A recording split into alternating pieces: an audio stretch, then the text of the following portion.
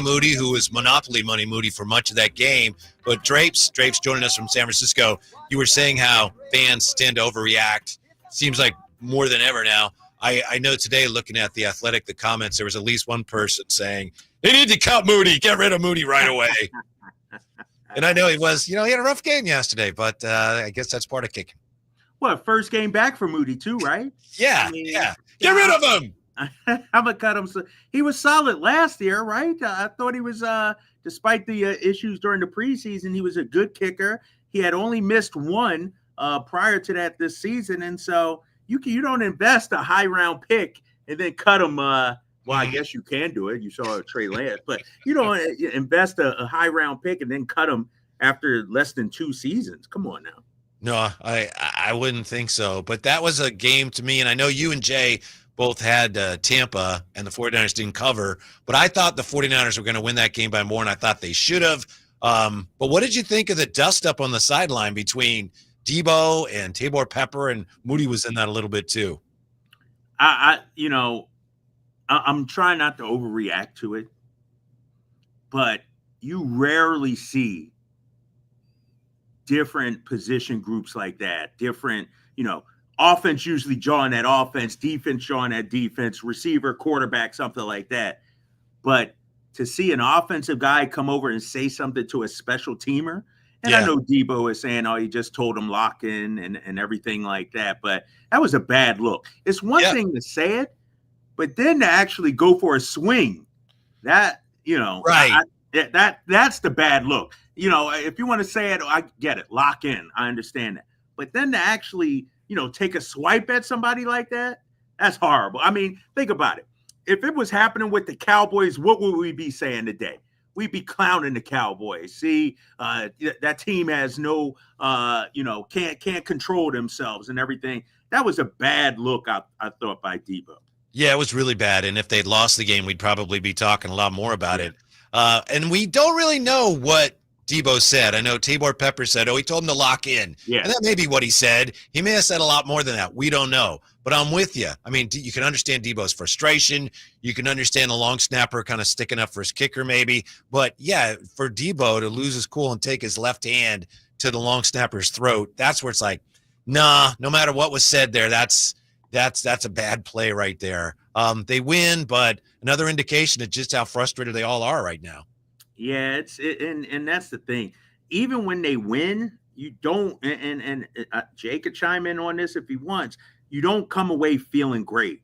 You know what I mean? It should have been a great win. But it's marred by the missed field goals, by the Debo situation. I mean, really, when you look at it, you could argue Tampa should have won. That if they would have completed those 2 plays that Baker Mayfield had late in the game, one was brought back. They after review from said it was incomplete, that kind of thing. Like Tampa had their chances as well, but you come away, sure, you're 5-4, but you can't feel good right now. I don't know how Niners fans could feel good about their team right now. Well, because they won. But I know what you're saying. And I also know this. Yesterday, I think it was Matt Barrows wrote about this.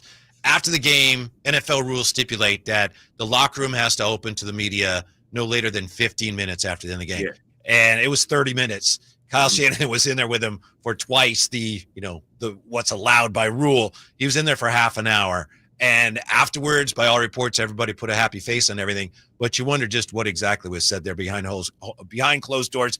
Thank goodness that they actually won that game, or this whole thing might be coming apart. Now they survive in advance, right, Jay? Survive in advance. I like the way you're thinking. Yeah, there you go. But no, I got to keep it 1,000. One thing we do here at Drive Guys, keep it 1,000. I'm with Drapes. Like, me and I, of course, me and my fellow 49er fans, the faithful, a bunch of my partners, friends, who I call my brothers. We have a text thread going. And that was one of the things I said at the end, Drapes. This is not a Super Bowl team. I'm going to continue to keep on saying it. This is not a Super Bowl winning team. The way they're operating right now, do they have the makeup of one? Yes, but the way their actions are showing, the way they're playing, this team is going to go to Detroit and get ran off the field. Mm-hmm. And they'll make it difficult for Detroit. And when I say ran off the field, I'm not saying, like back in the day playing Madden, you get 21-0 and pass the stick. I'm saying they're going to get beat up. they're not going to go to Detroit and win a game. They probably won't go to a few other places and win a game. I'd be surprised if they went to Philadelphia and won a game at this point. They have the makeup. I think, the CMC being back, Jawan Jennings, which we see, some results from it. I think those things are in positive steps. I'm with you on the Jake Booty situation. For whatever reason, the faithful just have a romance with Robbie Gould, and I get it. Yeah, they do. But I mean, dude's almost 50. Like, we got to start to move on too, So I get it, and people can say, "Well, Jake Moody did this and that." He has some terrible misses. Last year against the Browns, they lost a game. He almost cost them this game. But as Drapes talked about, he missed one kick. He's coming back from an ankle situation. Oh, by the way, how about you help him out? Stop asking him to kick 50-yard field goals. And by the way, with Robbie Gould, some of those misses for Moody with Robbie Gould. It wouldn't even get close. Wouldn't even get close. Don't have me badmouth Robbie Gould on this show. Don't do that. Don't do that. But I'm just saying, it's the same thing what Drapes is saying, and you guys are talking about when it comes to the Kings. Sometimes, and I know we're in the middle of the 49er season, but we got to let some of this stuff play out. And I know that's not Monday morning quarterbacking. I know people got shows that's called that. I understand every week is significant. But if you beat Seattle, now you're feeling a little better, right? And so I just think the 49ers are on their way. But as the way they're playing right now, fellas, they not a Super Bowl. The thing that really troubles me is that 49ers are based on run the ball, stop the run. Yesterday, Brock Purdy threw for 353 because they needed him to. Yeah, because they could not run the ball, Drapes. Yeah. And some of that might be CMC coming back, but they ran that zone stretch left with him numerous times, and there was nothing there. Was it because he wasn't recognizing the holes, or he didn't have the burst? I don't know. It's hard to know without seeing the films, all 22. But to me, it just looked like there was nothing there for them. And so that was a very un-49er-like way to win that game. Yeah, it really was. And I remember, listening to it, watching it as well. And I'm like, damn, the Niners only got 13 points through three plus quarters. Like, what happened to this vaunted offense? What happened?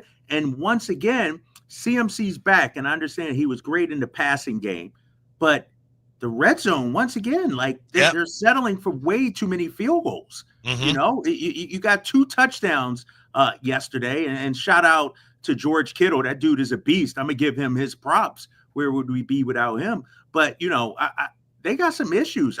Is it play calling? Is it execution? What's happening there where they can't punch it in anymore? All the above, all the above. I mean, the schemes aren't there to the 100%. You can see teams putting 7, 8, 9 halfway in the box. They're playing, as Whitey talked about a couple weeks ago, guys are forcing the 49ers wide receivers to get open. They're playing one-on-one man coverage, bump and run. It's like Darrelle Revis every single team we play, right? And then the other part about this, and it's funny you talked about CMC, what did we hear?